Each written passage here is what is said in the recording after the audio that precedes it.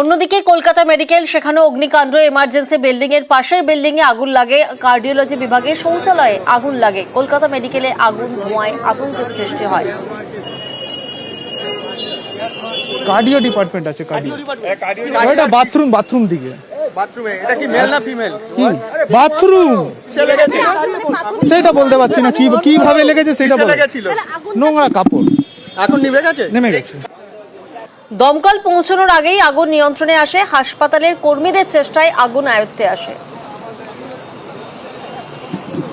আইসিসিওর ওই যে বাথরুমে লেগেছিল। বাথরুমে? হ্যাঁ। কি অবস্থা এখন উপরে?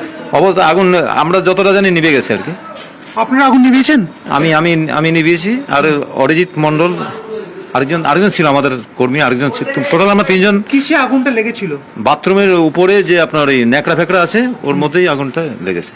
ইলেকট্রিক্যাল ফায়ার কি? ইলেকট্রিক্যাল ফায়ার বুঝতে পারিনি, তবে কেউ হয়তো সম্ভবত বাথরুমের থেকে বিড়ি ফিড়ি খেয়ে হয়তো ওখানে ছুড়ে মেরেছিল। কলকাতার মহানাগরিক ফোন করেছিলেন এইমাত্র, বললেন তৎক্ষণাৎ যাতে মেডিকেল কলেজে পৌঁছই, সেই জন্য আমার আশা। এবং পুলিশ আধিকারিকদের সঙ্গে কথা হলো, ভয়ের কিছু নেই, সমস্ত বিষয়টা আন্ডার কন্ট্রোল।